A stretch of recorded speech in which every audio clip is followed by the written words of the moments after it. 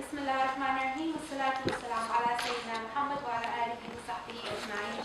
Assalamu alaikum and greetings to everybody, and thank you so much for coming here this evening to listen to this topic.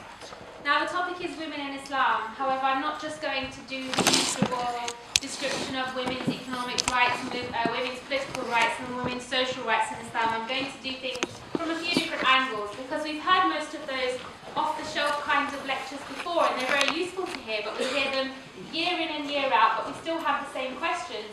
So I'm going to try and tackle some of the misconceptions, and I'm going to try and talk about some of the interrogating forces and why they ask questions about women in Islam in the way that they do and the types of questions that they raise. But I will include some of those useful and very important facts about what Islam does say about women at the relevant junctures in this presentation. Just 1 minute. Over the last year, or even the last decade, we've had a number of claims mainly targeted at Muslim women, claiming that Muslim women are oppressed. And now such claims have generally or largely been dominated by feminists, liberal feminists, who cite things such as equality, freedom and empowerment, these three magic buzzwords that we often hear bandied around. So they talk about Muslim women being oppressed. The reality, however, is that Muslim people, men and women, human beings around the world of many faiths and none, are oppressed in today's society. Consider the example of the Tunisian Muslim man, Mohammed Bouaziz, who set himself on fire, effectively igniting the Arab Spring. Why did he do that? He was frustrated by the unemployment, the corruption, and the tyrannical rule in his country. And he, like many thousands, hundreds of thousands of Egyptian, Tunisian, and Algerian men, all just wanted to provide for their families with dignity, but they were unable to. And this is what sparked the Arab Spring, but we don't call that a men's rights issue. We don't say Muslim men are oppressed. But when we hear issues about women, suddenly we say, oh, it's a woman's issue. Muslim women are oppressed. While there's wholesale oppression worldwide, it's quite flattering that Muslims are always taken to task on how we treat our women, as if to say that we should have a higher standard, and it's true that we do. But in reality, complaining that just Muslim women are oppressed is like complaining that, the door of the house is not painted properly, when in fact the entire house is burning down and we're all on the street watching. So, let's consider some of the recent claims made against Muslim women, and I'm going to look at three. I'm going to look at three claims that have come up, perhaps in the last year. Some of them have come up recurrently throughout history, but here's some that are more fresh in our minds.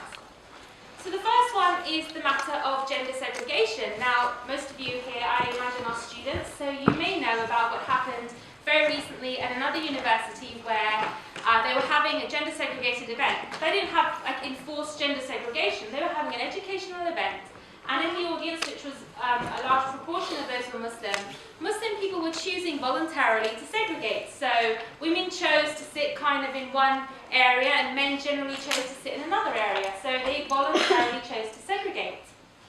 Yet Muslims were under fire for allowing this to happen. They said with a straight face, Muslims were told with a very straight face, it's a gross inequality and it's an oppression on women to voluntarily segregate from men at educational events. And they said that this should be officially regulated against, and universities are now looking at how to police where people sit when they attend educational events, extracurricular events at universities. And most curiously, Muslims were told that this practice is against British culture. So they were told, one, it's misogynistic. So the Telegraph published articles like, statements like, requesting that women in a public place sit separately away from men is entirely alien to 21st century British culture. Now, not only is this completely hypocritical, given that in this country we already have gender segregated schools, we have boys only schools, we have girls only schools, we have Boy Scouts, we have Girl Guides, we have segregated PE, we even have Eton, a male only school of which there is no female equivalent. So to now suddenly be told that just because if you're Muslim you do it, suddenly it's alien to British values, we find that quite laughable. Not only that, but saying that if I choose to sit with a woman rather than man, somehow I'm lowering myself, says more about their ideas of women than it does about mine. So we're told that we must conform to the British perspective on the matter, and if we don't, that Muslim women are basically complicit in our own oppression. So that's the first example, and I'm going to link these all up at the end and you'll see where I'm going. So the second one is the topic of gender roles.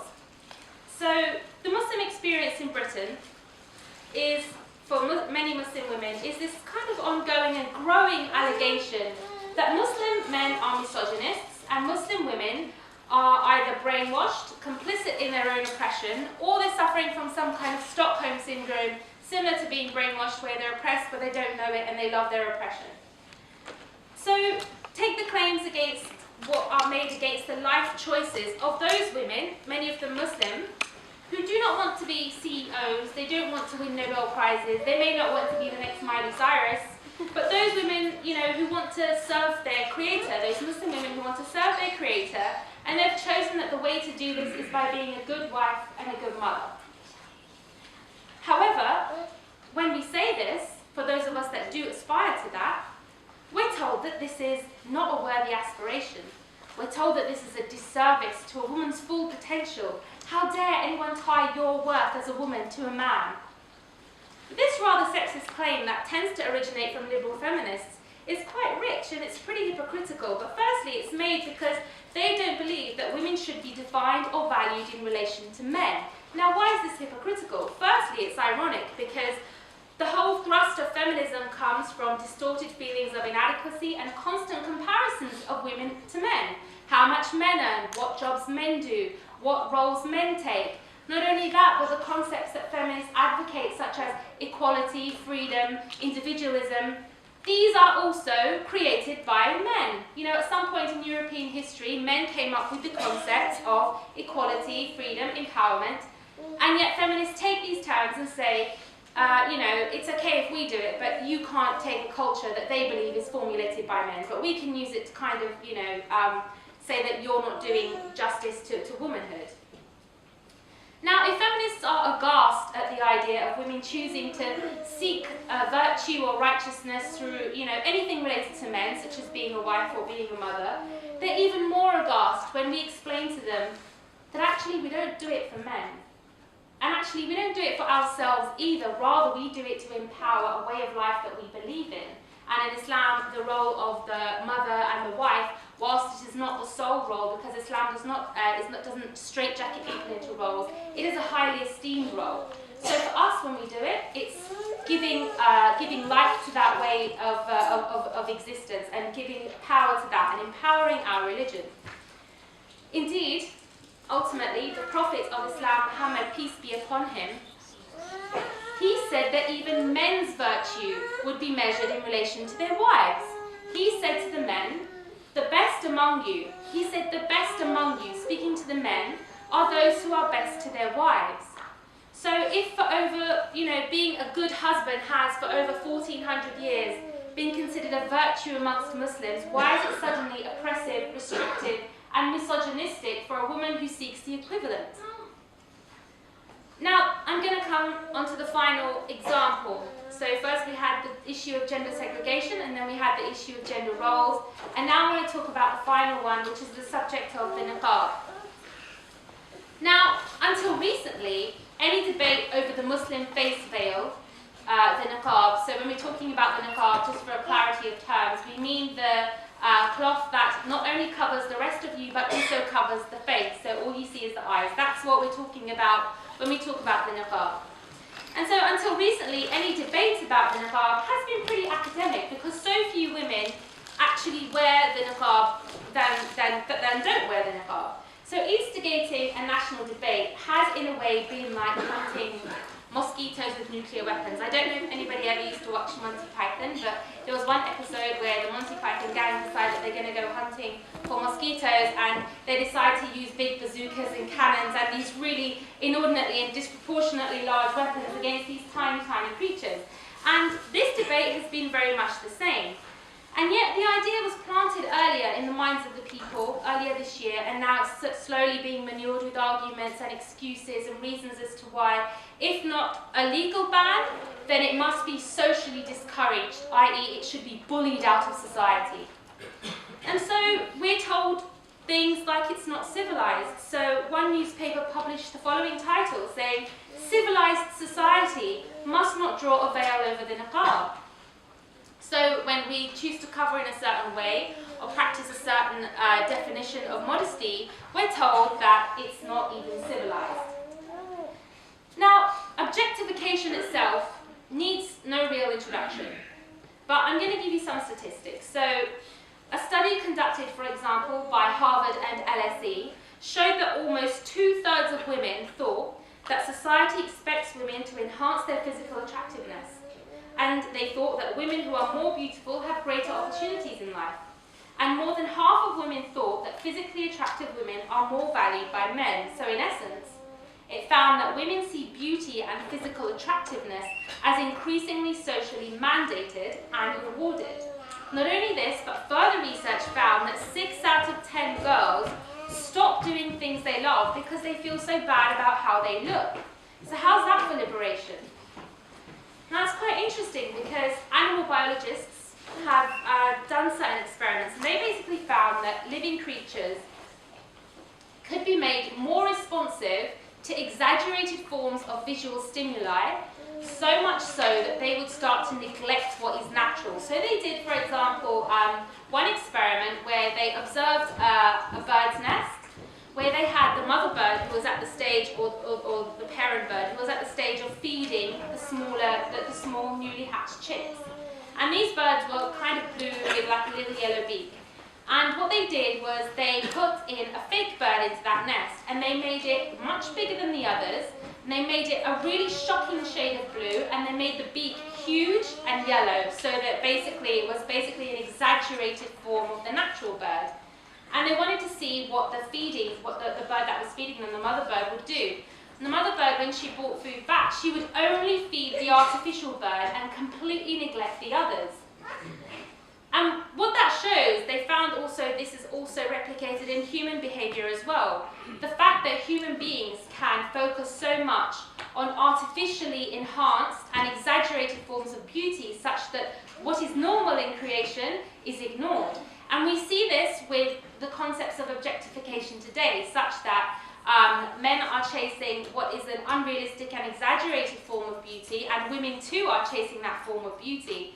And it's quite funny because, well, it's not funny, it's very sad, because recently I was travelling on the tube, and the tube was pretty packed, and I was standing, and so you know how people kind of sit in London. When you travel in London, people sit and they read their papers. And there was one man kind of sitting down, and he was reading The Sun. And so you may know where I'm going with this. If you don't, basically The Sun is a traditional English newspaper, and the third page every day features nudity, basically. And so this man was reading the paper, and he was sat between two women, and so he stopped. He opened the newspaper, and he basically stopped on the third page, and he lingered there for a good maybe 5-10 minutes. And I was thinking, that's disgrace. I was thinking, one, in of itself it is abhorrent. In of itself it's abhorrent. But secondly, he was sitting next to two ladies, and I was thinking to myself, imagine if his wife knew. Imagine if one of those was his wife. And do you know what? It turned out one of those women next to him was actually his wife, and she had just resigned to this reality. She just resigned to this reality, exactly like the nest example, where the mother bird is giving all the attention to this exaggerated thing and completely neglecting what is natural and what is meant for it. Similarly, we see this in human behavior as well, except that human beings are supposed to be elevated by their intellect. We're supposed to be different. We're supposed to be different from the animals because of our ability to discern these differences. So for Muslims, covering up is a form of liberation. It's a liberation from, for example, not just what we consider to be, male lechery, but also from, jealousy amongst women, just generally being able to participate in society by reducing this element of, tension between men and women. It's supposed to minimize that tension. Of course, it never completely eliminates it, but it's intended to minimize it as much as possible. And so for Muslims, covering up, whether it's the niqab or the hijab or the different levels of kind of modesty, the minimum being everything is covered but the face and hands. This is for Muslims a passport to participate fully in public life, so that we can go around our daily work. We can participate fully in different fields, science, medicine, education, or just go about our daily lives. This is a passport, and it's interesting to note that I discovered recently that the etymology of the word niqab actually means to make a piercing or to travel through a place. And for many Muslim women who wear the hijab or the niqab, it actually does feel like that. It feels like there's this environment and you're basically piercing it and traveling through kind of unseen, you know, doing your thing. And it's very interesting. It's like perforating society with your presence, but in a kind of, for us, a dignified and liberating way that makes our lives easier rather than harder. For many of the antagonizers of our concepts of modesty, and some of these angles come from some feminists, however, the idea that a woman should practice modesty is in itself, for them, the affirmation of a patriarchy. Now, just to clarify terms, when feminists use the word patriarchy, they mean basically generally male domination that has disadvantaged women throughout history. So they see that our concepts of modesty are another manifestation of this male domination. Now, when Amina Tyler, does anybody know who Amina Tyler, the Tunisian feminine protester, some nods and some shakes. Okay, so there's a feminist group called Femen, and they're Ukrainian in origin. Their first branch is Ukrainian, and they basically do protests of a political nature, what they consider to be just causes, but which many consider to be laughable. And they do this the way they get attention is by doing their protests topless. So basically, it's very much, they're supposed to be controversial and they're supposed to try to get people's attention for the wrong reasons. And they thought that being, advocates of women's rights, that they would basically put themselves on display because that would surely get attention. So one woman, a Tunisian woman from a Muslim family called Amina, she decided to do a feminine-style protest. So she posted pictures of herself. This was quite a big furore last year. Or the year before, she posted pictures of herself on the internet, nude, with statements written on her body like, "My body is mine and not the source of anyone's honor." So she had this written across her body. And she was supported by feminists because, not just Femen, but other feminists too, because she was upholding one of the underlying fundamentals of feminism, which is that the idea of ownership over one's own body. So she said, "My body is mine," and feminists said, "Yes, your body is yours. Our bodies are ours to do what we want with them." Now, to give some context, feminists have long complained, and it's going to get a slightly bit abstract here, but just for 2 seconds. Feminists have for a long time complained that the female, the woman, has been regarded always as being enmeshed in her bodily existence. They call this enmeshment or embodiment. And what they mean by that is that women are seen as being bodies. They're seen as being just bodies rather than human beings having bodies. Does that make sense? Getting some nods, that's good. So they say that women have always been seen as just being bodies, whereas men are always seen as rational and having bodies. So they say that women are somehow perceived as being more biological and more natural than men. So summarize it as they say, "I am not my body, I own my body." This is what they say. But if we think about it, how exactly do any of us, men or women, how do we own our bodies? If ownership is control, then neither men nor women own our bodies. Did we give birth to ourselves? Can we will against aging or sickness? If ownership is not control, is it maintenance? If it's maintenance, can we survive without depending on other bodies, other human beings? Can we survive without depending on our environment for our continued existence? No. So Islam recognizes that we do not own our own bodies, and therefore we do not have complete autonomy over what we do with them, neither men nor women. Instead, Islam says that the body is like a trust. It's an amana, and it is entrusted to us, and it's our duty to fulfill that trust and to treat the body in the way that we are asked to treat it by the Creator who created it in the first place. So, This is why feminists tend to clash with the Islamic concepts of modesty. We say we don't own our bodies, we don't cover for men, we cover for God. But they say you own your body, you can do with it whatever you want, and you shouldn't have to defer to anyone, whether it's a male man or a male God. You know, unless it's, you know, feminists, you can defer to us, we'll tell you what to do. You know, our diktats do take priority. But it's funny because feminists have been annoyed that women are not seen as rational beings. However, they've applied the exact same prejudice onto Muslim women. They do not tend to see us as rational beings. So when we say we choose the niqab, or we choose to segregate, or we choose certain roles in life, they say that we must be brainwashed and we must be blindly following a culture developed by men. And they peddle, you know, this narrative that basically reduces Muslim men to savage oppressors and Muslim women as mindless victims.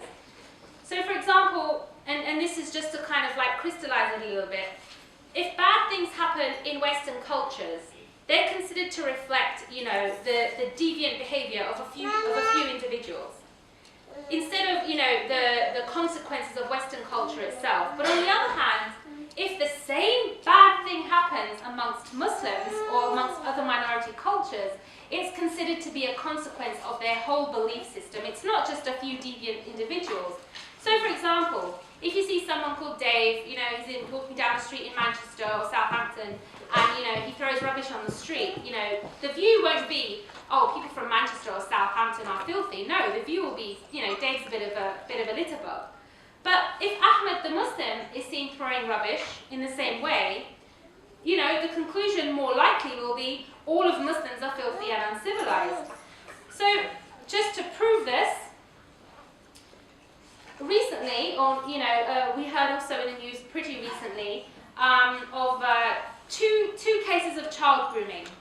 So one was a group of Asian men of an Asian background, who were found to be engaging in these horrible things relating to child grooming. And when that happened, people of the Asian community were told, you know, you have a cultural problem, you need to sort it out, that's giving rise to this problem. And then, not so long after, the exact same parallel mirror image incident took place somewhere else in England, except it was a group of white men. But nobody said, oh, there's a problem with, you know, with Western culture that's given rise to this. No. So there's an example of what I mean when I say that when bad things happen in Western cultures, it's not considered to reflect the ideology, but when it happens in Muslim culture, suddenly the ideology is blamed. We saw the same, for example, with Egyptian men who were, the New York Post basically reduced them all to being quote-unquote animals and beasts. They said Egyptian men are animals and beasts because of, there was an incident there where a reporter was brutally assaulted while she was in Egypt on the ground. So there's another example. So the assumption is that generally tends to be that people of colour or of a certain background are always motivated by culture, whereas what they consider to be Western white people are always motivated by choice or rational thought. That Muslim women are oppressed and brainwashed obviously stems from this, and it comes from the European or Western colonialist history, in which basically the West constructed the East as being exotic and backward and less enlightened, and that they need imperialism to be rescued. And thus, such types of feminists that I've mentioned also consider Muslim women to be exotic, backward, and less enlightened, and in need of rescuing from the niqab or segregation from our life choices. And of course, they're assisted by a number of what we can call native informants, like Mona Al-Tahawi or Ayan Hirsi Ali, who conveniently, you know, confirm their suspicions in these regards. And there's a lot of history of this. It's not just what's happening in the modern day. This is actually a very old phenomenon that's been going on of trying to suppress Muslim women through these kinds of narratives. So, for example, you know, Lord Cromer, has anybody here studied history and know of Lord Cromer? He was one of the colonialists of the day. And basically, he was a British leader in Egypt. And he accused Egyptians of degrading women through veiling. And he said, you know, this is so degrading. You have to unveil them. And so he tried to he tried to basically hamper and diminish the practice of the hijab and the veiling in Egypt.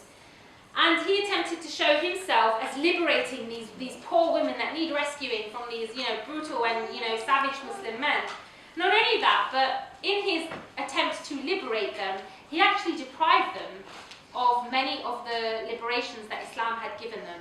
So before, they would veil, they would have access to all different types of education, and Egypt had a strong culture of training women to be doctors. So Egyptian women would heavily go on to study medicine and become doctors. But so Lord Cromer, in liberating the Muslim women, basically said, our women at home, they don't go to female doctors, they do very well with male doctors, so you can do exactly the same. You can align yourself with women in Britain, basically taking away their rights to reduce them to something that, they had never experienced before. They had always experienced this kind of liberated way of existence. Similarly, it's quite funny because Mary Wollstonecraft, one of the early feminists who wrote about, women. She was one of the first writers, one of the first seminal writers to write about women in England and to say that they needed feminism. She said in her introduction, you can go and look it up, she said in her introductory paragraphs or her introduction, she said, we don't want to be oppressed like the Mohammedan women, i.e. the Muslim women. But do you know what was happening at the exact time when she was writing it? Do you know what life was like in the Muslim world? Well, at that time, and it wasn't a long time ago, it was only until as recent as 1924 that this reality existed. But at that time, the Ottoman Empire, the Ottoman Caliphate, actually treated women so well that non-Muslim women wanted to be treated the same. So I'm going to tell you exactly how that was. In the Ottoman Empire, they didn't have this one rule for all system. They didn't say everybody had to conform to this one ideal. So you know how we're told today that Muslim women Muslims must conform to British values. You must basically water down your beliefs until you're the same as everybody else. This is very alien for us because in Islamic history, we never did this to anybody. So in the Ottoman Caliphate, what they would do is they would have an overarching legal system that everybody, regardless of faith, had to abide by. This didn't include acts of worship. This was like if you live in a shared apartment block and you have the communal areas where everybody abides by the same rules, and then you have your own apartment where you can do pretty much what you want. So it was very much the same. They would have different quarters or different regions where different peoples of different cultures could live and not be forced to conform to this overarching kind of way of being. So they would have the Jewish quarters where the Jews would flourish in their own economy, their own trade, their own culture. They could appoint their own leaders from amongst themselves. They could have their own Jewish courts to resolve their disputes. They didn't have to go to Islamic courts to resolve their own disputes. They had a similar quarter for the Christian community, exactly the same, to allow them to flourish without forcing them to be something they were not. The same for the Armenians, the same for every different cultural group that there was. Now, although non-Muslim women had access to courts of their own beliefs, so Jewish women could go to Jewish courts, Christian women could go to Christian courts, they preferred to go to Islamic courts because Islamic courts were seen to be much more favourable to women's rights than their own courts were. So they would say no thanks to their own courts and go to the Islamic courts. This was at the time when Mary Wollstonecraft was saying that they did not want to be like the Mohammedan women.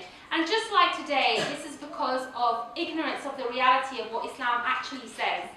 The difference today is that we don't have a living example of what Islam would look like in practice. We have to refer to historical examples when Islam was actually implemented in full, because in today's world there are no Islamic countries. We have Muslim countries which are basically secular, so they're founded on, or they run on secular principles. They have secular governments, and they have a few strands of the most graphic parts of Islamic law, which when taken out of context, look the way they do in the Muslim world today. So the arguments that are used against Muslim women, and just to come back to the example that we were on, the niqab, for example, are full of contradictions. So we talked about the niqab, we talked about feminist concept of modesty, we talked about where this comes from, i.e. historical colonialism and imperialist thought, why this was wrong. And so let's come back to the niqab itself. So there are arguments against the niqab, so we know how to deconstruct them, and we can see them for what they are in today's world. They're full of contradictions. So niqab-wearing women are being classed as either intimidating social deviants or intimidated victims. You know, you can't be both. It has to be one or the other. And so we see that the opposition is very schizophrenic in their claims. And I'm going to give you some examples. So please listen for the contradictions.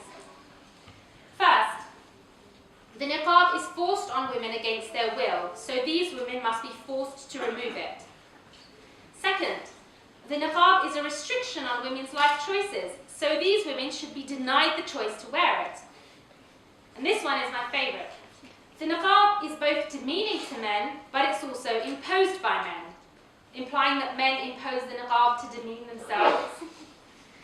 The niqab is a form of sexual objectification, so Muslim women should reveal their bodies just like anybody else.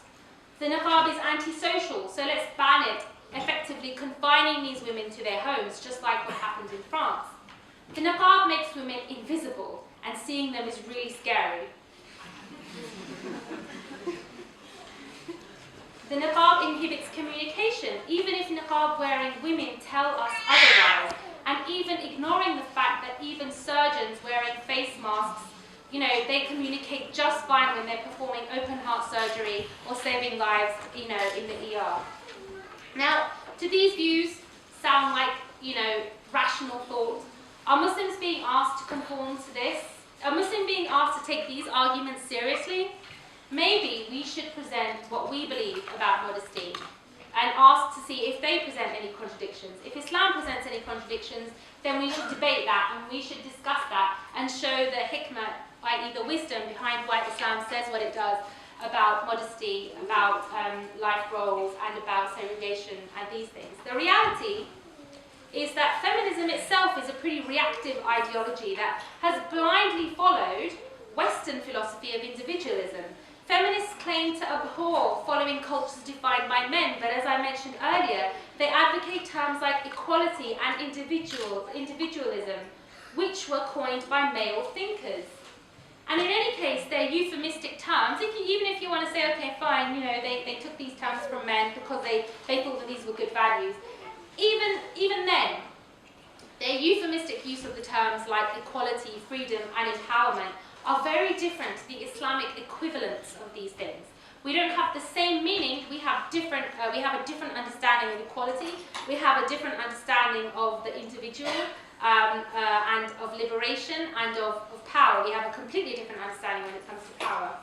And in practice, we find that actually the liberal understanding of these terms, equality, freedom, and empowerment, are actually very contradictory. It's like calling equality, freedom, and empowerment is a bit like calling out rock, paper, scissors. Does everybody know rock, paper, scissors? Or ching, chang, walla, some people maybe called it. Each one intrinsically limits the other.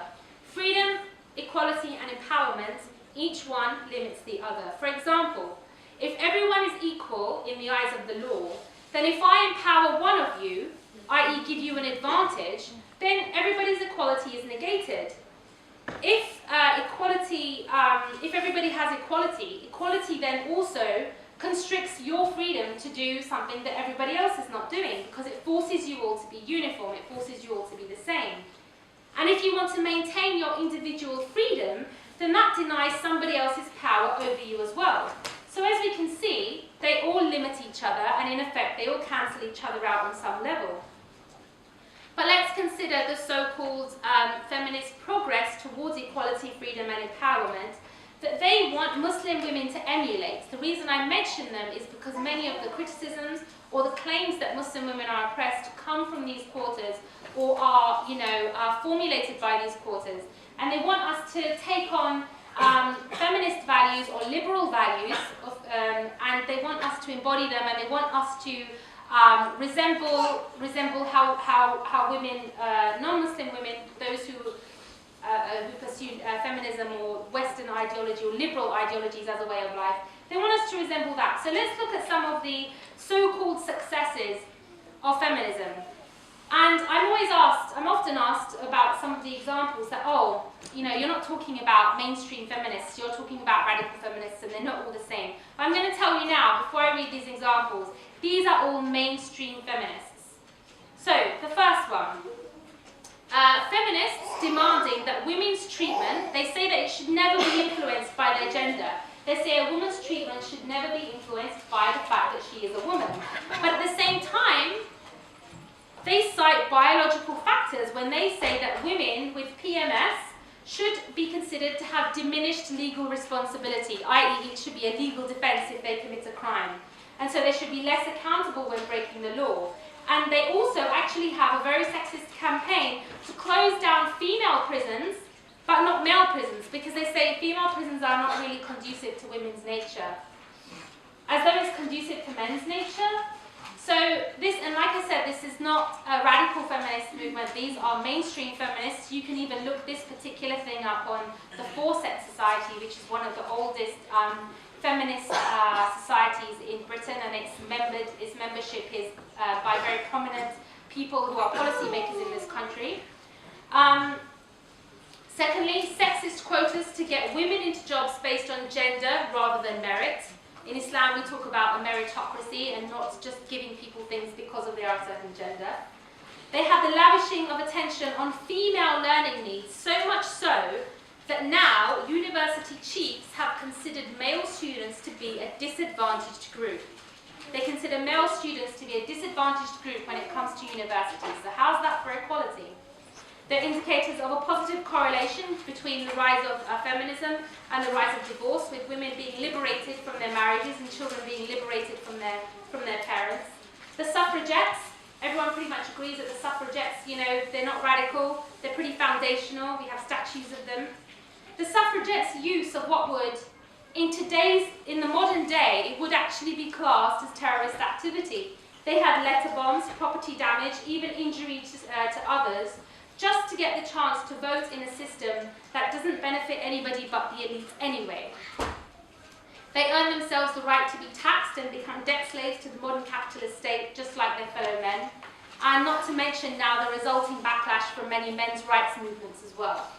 So as we can see, rather than fixing the oppression that feminists complained about, feminists are simply reversing it. So with a car crash record like this, would Muslims, who have a perfectly defined and complete system to establish the rights and duties of men and women, why would we want to emulate the extreme and confused culture of feminism or liberalism? Why would we want to yield to their irrational criticisms of our concepts of modesty, our concepts of inheritance laws, our concepts of family structures? If Muslims in today's world are oppressed, it's because of the absence of Islam and not because of Islam itself. For those Muslims who they work for and look towards the implementation of their rights in the Muslim world, they advocate the full implementation of the Islamic legal system to guarantee their rights, and so that they do have recourse to justice, not just women but men too. As for those men and women who subscribe, and I don't just mean non-Muslim men and women, I mean Muslim men and women too, who subscribe to some of the contradictory liberal values that I've talked about today, that is oppression, because that is oppression when the system actually works. When liberalism works, it oppresses people. When Islam doesn't work, people are oppressed. When Islam works, they are liberated. So I invite those who subscribe to those values to question and consider alternative values, and I hope that those answers come to you from Islam itself.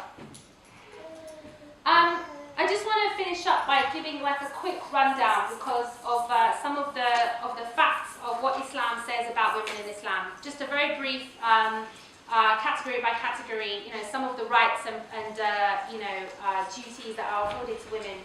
So first of all, parity. Islam says that to men and women, it doesn't just say men and women, it says all human beings basically start on an equal footing. Everybody has an equal shot. Nobody is by birth privileged, nobody is by birth disadvantaged. So the Prophet, peace be upon him, said people are equal as the teeth of a comb. So black, white, male, female, whatever, everybody is equal as the teeth of a comb. That doesn't mean that everybody is identical in their needs, that doesn't mean that everybody is identical in their abilities. we see that not even two human beings are the same as each other. Everybody has a different strength. Everybody has a different intellect. Everybody has a different interest. Everybody has a different appearance. Islam, however, says that you start on an equal par. Men and women start on an equal par. And you can compete to be good, but what you compete in is righteousness. So in Islam, we are told that the best of you are those who are most righteous of you. It doesn't say righteous and male of you. It doesn't say, those who are most righteous and female of you. It says those who are most righteous of you. It doesn't talk about gender. And in Islam, because it's about women, I'm going to point out some women-specific embellishments for women.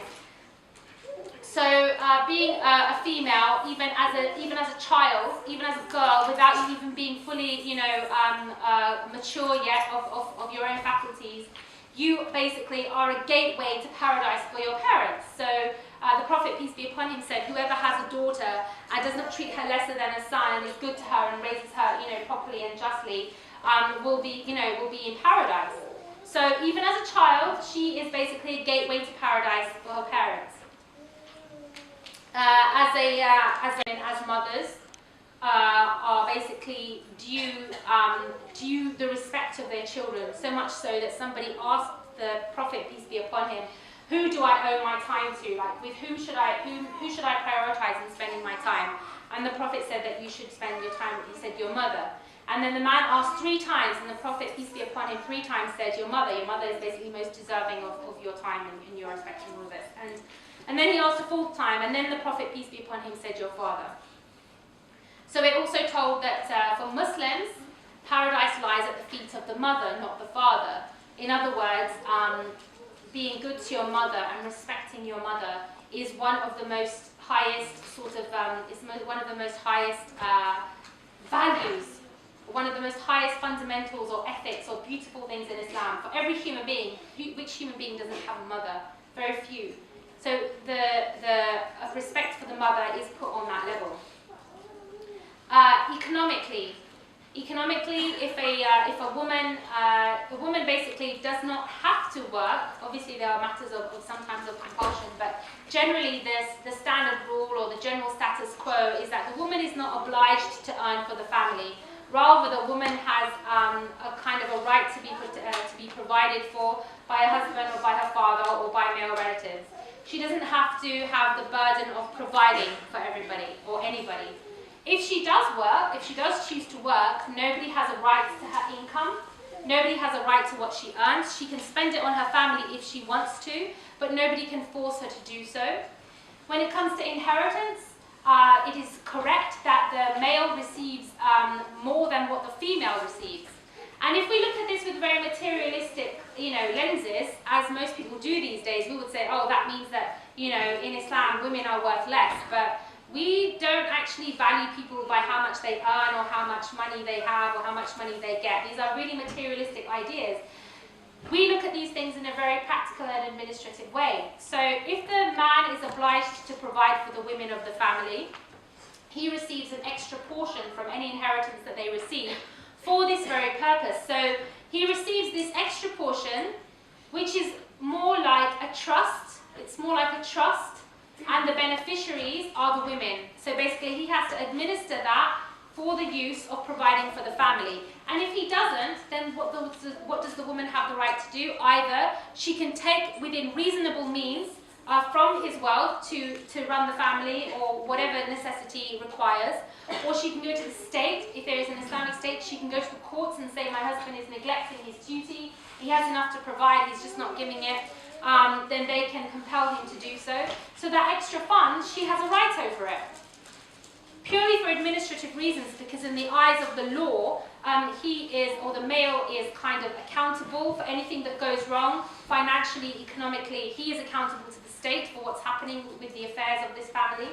So that's a little bit about the economics. And, I talked earlier about gender roles and how sometimes, women prefer to be wives and mothers, and that is generally, most women in the world at some point will go through that in their lives at some point.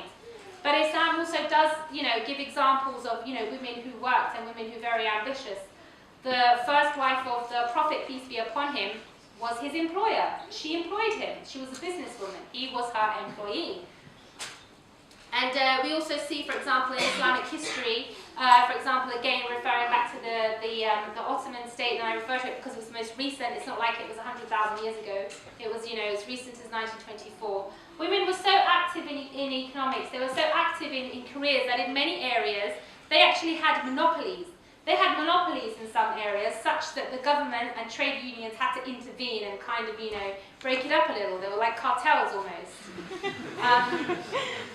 So, obviously that's not good either. So Islam obviously doesn't allow monopolies. But just to show that, Muslim women, when the Islamic State is working, have the capability or the resources or the access to develop themselves in that way if they want to. But again, there's no obligation on them to do that. Politically, in Islam, a woman's pledge to the ruler is the same as a man's pledge to the ruler. A pledge to the ruler is kind of the equivalent of what you would have as a vote today, but in the overarching system it works out very differently. But the pledge is the equivalent, and a woman and a man's pledge are the same. Not only that, but women, just as men, are actually almost obliged to be politically aware and politically involved. They have an equal obligation to account the ruler if the ruler is corrupt or tyrannical. And they are basically, it is a requirement almost to have full knowledge and keep up to date with current affairs and know what's going on. It's not like you can shut yourselves away in your home and be completely oblivious, because in doing so you are not fulfilling the duty of what Islam asks us to do, which is commanding the good and forbidding what is not good. So commanding the good and forbidding the bad. And we have this duty not just between friends, not just between colleagues, but between husband and wife, between ruler and the ruled. Throughout society we have this obligation.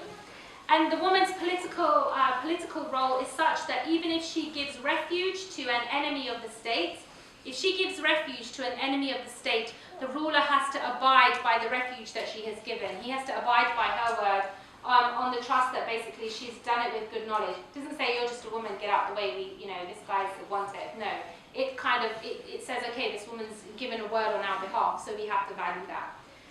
So those are some of the kind of generic points that always need to be reiterated as well about women in Islam. And no matter how many times we say them, sometimes they are forgotten, or sometimes they are washed away or drowned out by what the media has to say about Muslim women, rather than what Islam has to say about Muslim women. And just to emphasize, because just to finish up, this point always comes up as well about, well, that all sounds great on paper, but why are we not seeing it today? And as I said, the reason is because we don't have an Islamic country anywhere in the world today. We have many Muslim countries that are founded on or run on secular values, but not on Islamic, fully on Islamic law and Islamic legal system. So to end, when we ask whether Muslim women are oppressed or liberated, we see that those who are subjected to liberal values, not just Muslim women, but women in general, not just women, but men, not just in this country, but pretty much all over the world. There is wholesale oppression worldwide, and when we just pick out the topic of women, we are actually only doing a selective examination of what's really going on, and this is in itself an injustice. Thank you so much for listening. The crash happened, it was basically because the money wasn't actually real, it was all just fluffed up, it was kind of, not real wealth, so all these mortgages that were based on, promises, they all backfired in a kind of domino effect, and that's what happened. So if you want to talk about, who's it failing, and what, in a sarcastic way, like who is it kind of, not helping, you can see that the credit crunch pretty much screwed a lot of people over. And that was all based on, interest-based banking, which Islam actually, prohibits.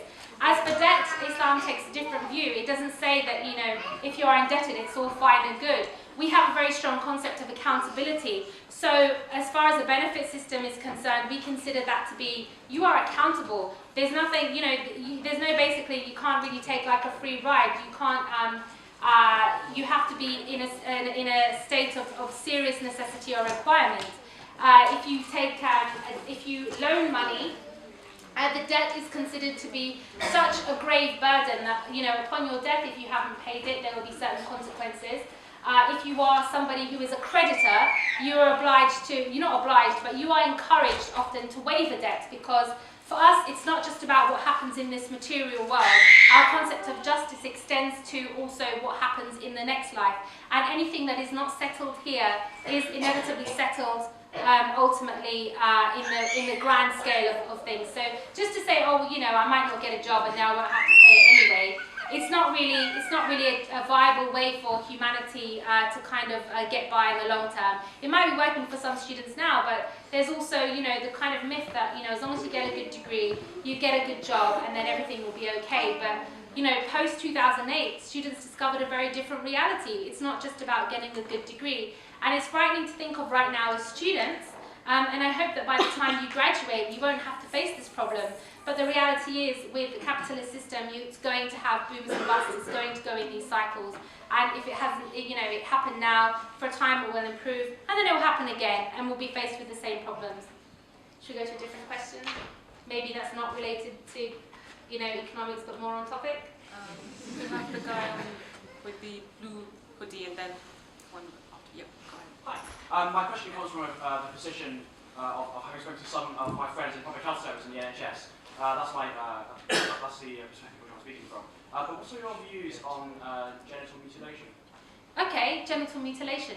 So when we hear about, I think everybody heard him as a very clear speaker. He's asking what my views are on genital mutilation, or what is abbreviated as FGM.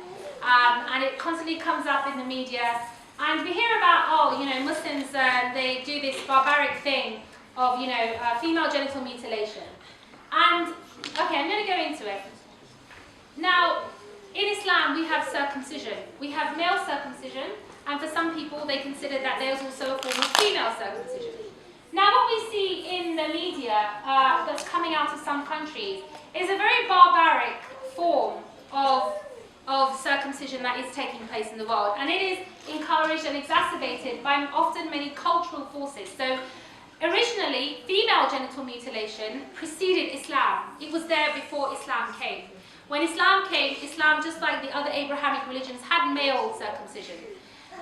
It is narrated that the Prophet, peace be upon him, visited a certain town where they already practiced female genital mutilation.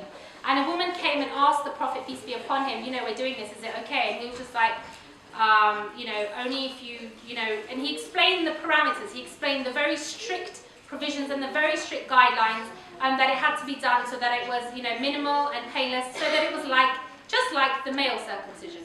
But what we see now is basically a very barbaric form that was practiced before Islam and without restriction. And it's quite ironic because the West has its own form of female genital mutilation, labiaplasty, which is a big thing these days. Women, you know, voluntarily going to clinics and, you know, having things done down there.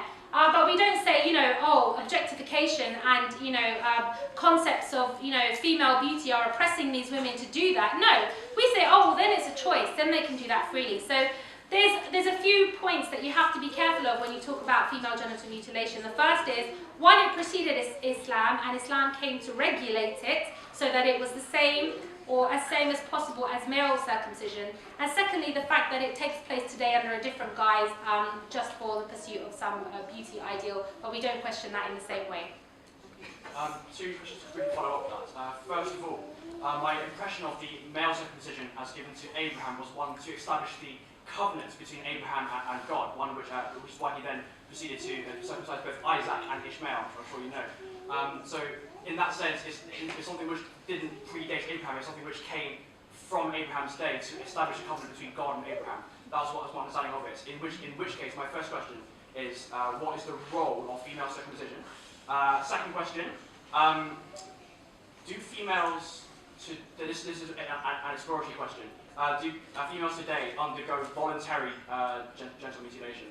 You mentioned females who go to hospitals voluntarily, who go for female circumcision today, but with the case of genital mutilation, is that voluntary as well? That's question number 2. Okay, so just like, let me answer in reverse order. So the second question was, is female genital mutilation voluntary? Well, if you have it done as a child or as a baby, then obviously not. Just like male circumcision is not. Just like getting your ears pierced as a child is not. Just like when your parents dictate to you certain values and beliefs, those are also not within your choice. Often as children, our parents do things for us and to us, and they have that right as parents to do so. That's very different.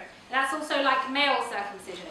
As for the role of female circumcision, well, it is intended in its original, in the proper form, it's actually intended to enhance the pleasure of a woman in the same way that women today go to clinics to have it done.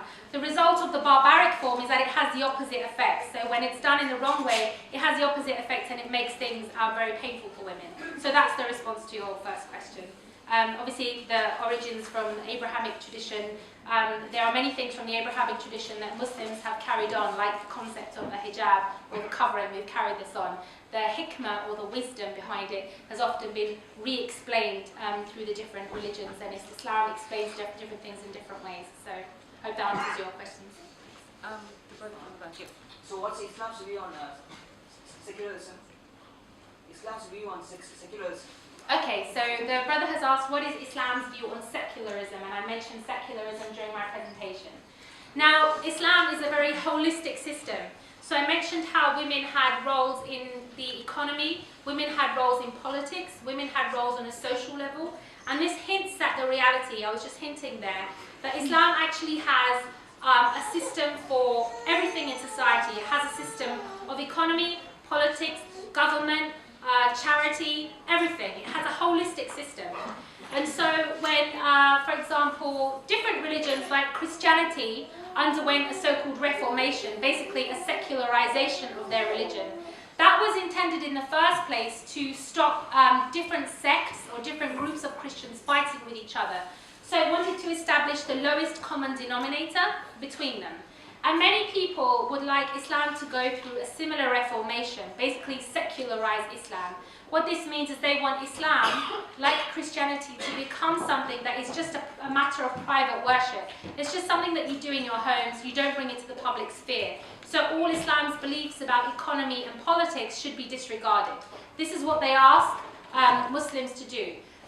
Secularism is not compatible with Islam, because Islam has a view on how society should be governed. Islam was revealed as a complete way of life, not just for one man living in a bubble, but how we interact with each other and how society should be governed and how we should be protected and how we should protect others. So as far as Islam goes, secularism is outside of Islam. It's something that we don't subscribe to. It's something that steals, it takes away from Islam. It reduces Islam to something that is not. But basically, okay, I'm from India.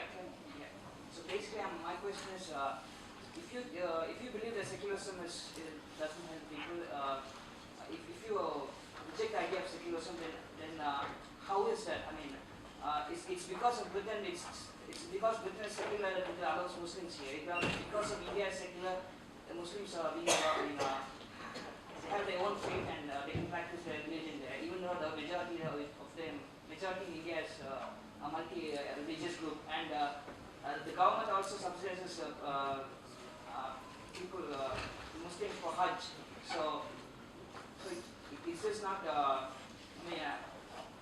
I understand your question. So the brother's saying is that it's because Britain is secular that lots of Muslims can live here. Well, most of the things I raised in my presentation, most of the arguments against women in Islam come from a secular ideology. They come from a secular liberal ideology. Are they letting us live here in peace? Not entirely. I also, and just to say that secularism accommodates people of different religions, one, it doesn't, because it forces us all to conform, as I was saying. Secondly, Islam already showed a better way to accommodate people of different religions.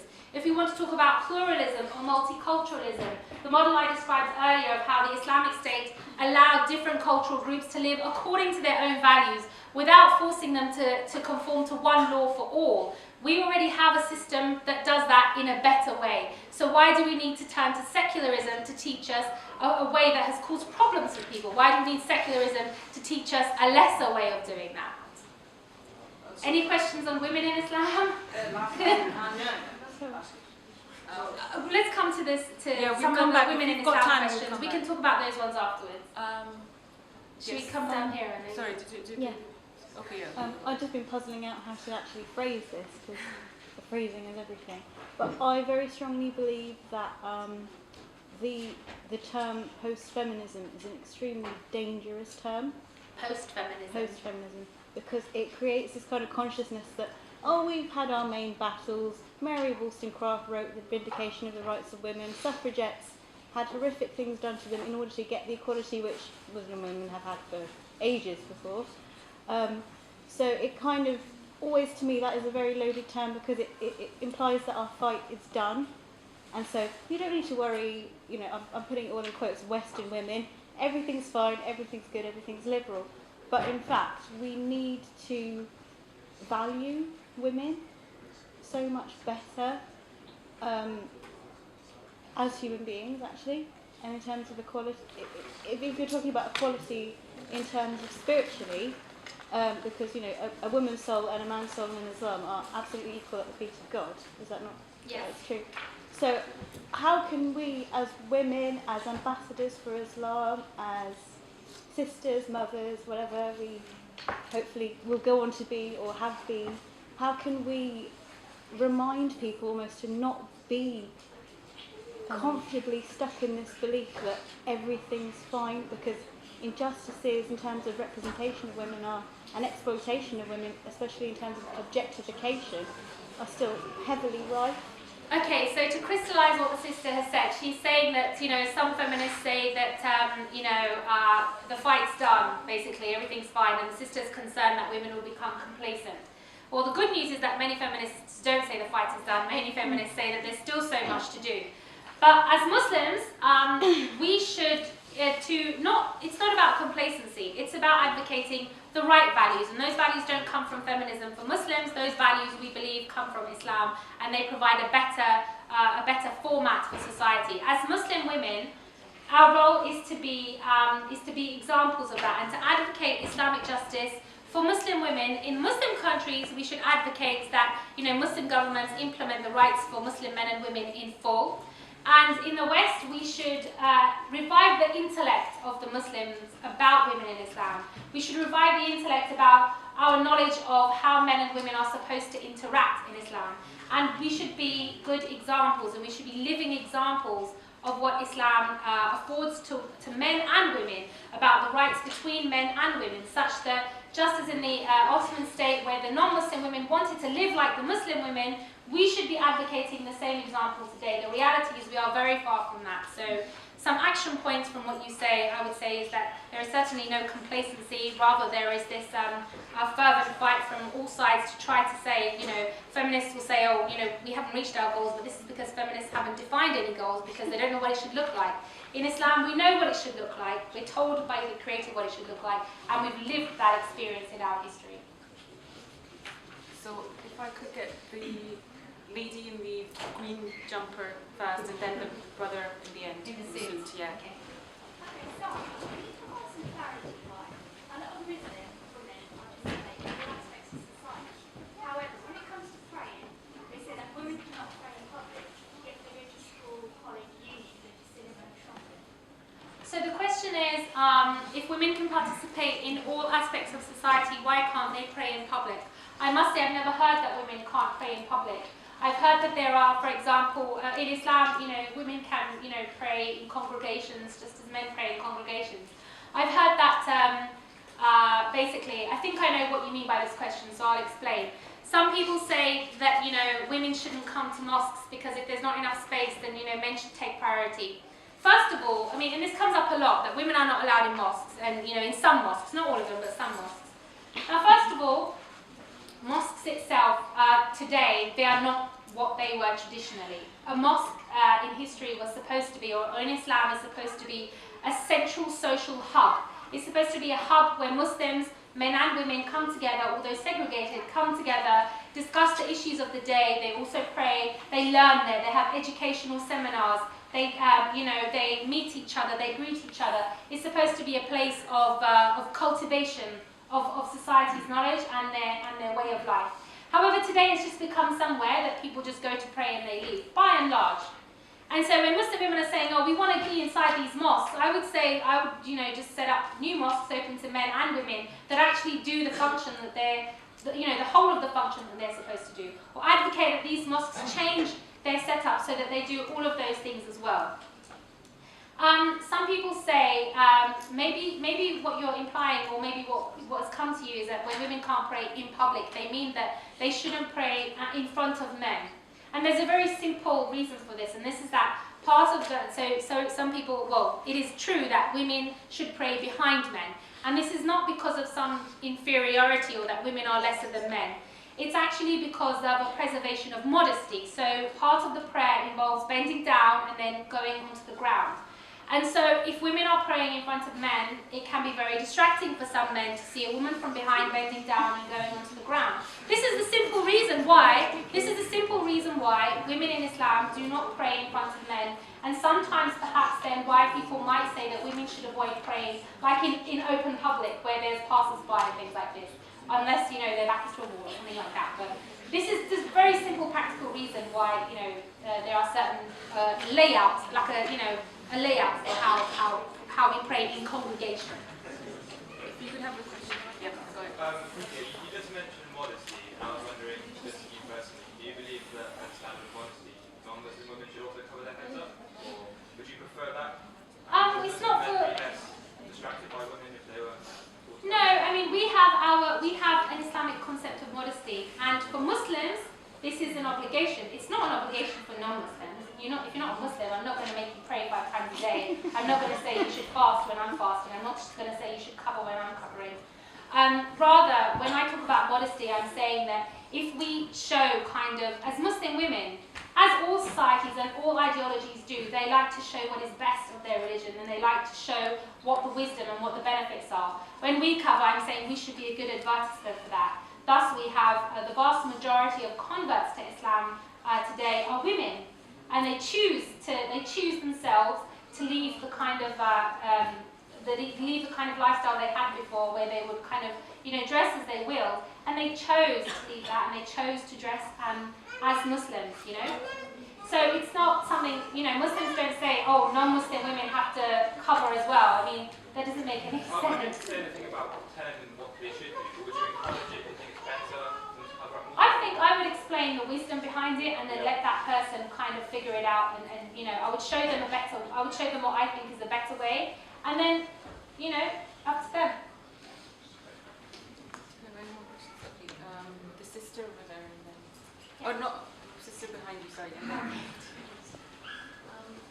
I would agree to this part that you said. A lot of things are messed up today because Islamic system is not being practiced the way it is, what it actually contains in itself. But do you not think women's role as a wife today, she's oppressed, and she was since beginning, Today and since beginning, I would say. In what way?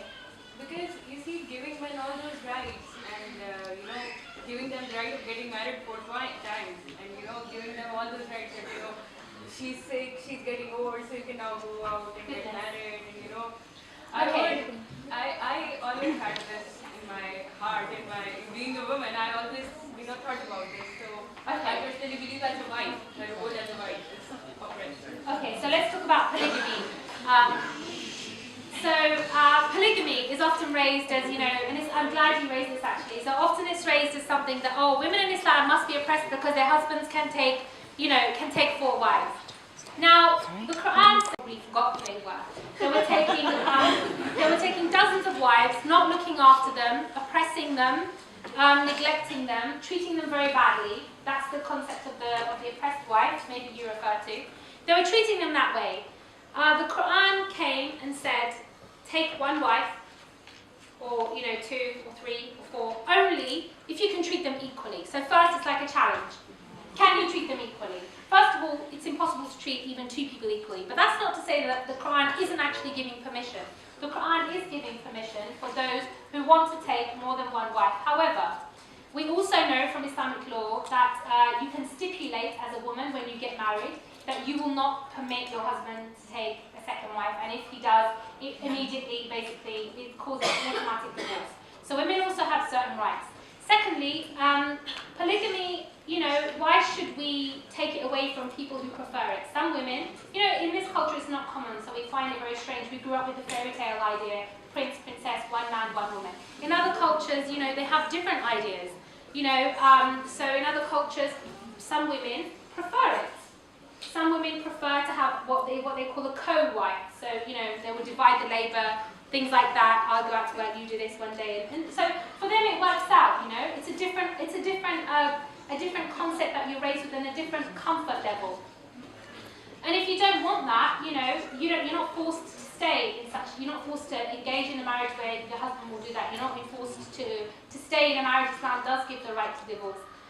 But also, I'm in love with my husband? Pardon? What if I'm in love with my husband?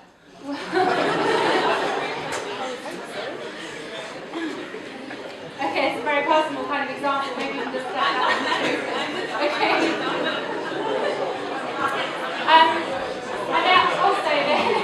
there are others. There are also to follow on from that. There are also madhabs or you know systems which also say that you know he has to seek her permission. He can't just do it in scant regard. So there's different kind of angles to look at that situation. But the funny thing is, in this society, we have what is kind of like an open polygamy. So people can date one person one day, another person the next day, another person the next day, no big deal. But in Islam, it says if you want to be with someone, you owe them a commitment of protection, a commitment of treating them well, of respect.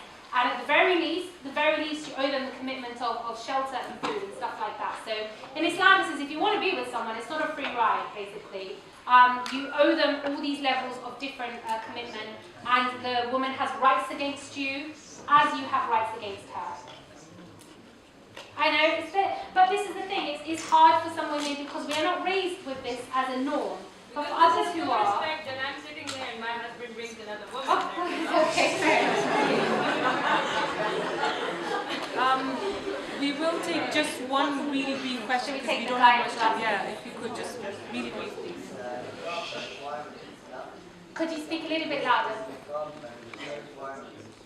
Okay, so the question is the niqab, I was mentioning the face covering earlier, is that a requirement in Islam? So Islam has a certain concept of the hijab, what we in modern terms we call the hijab, but which is called basically covering. There's a hijab for men and there's a hijab for women. Hijab for men is from the navel to the knee, so men must cover a certain amount of their body, just as women must cover a certain amount of their body. Another part of hijab, which people often forget, is that men also have to lower their gaze. That's also part of hijab, as part of forming the screen between men and women when they're in public. It is so that men and women can work together in public. It's not so that women can be shut away in their homes. The whole point of hijab is to facilitate public life.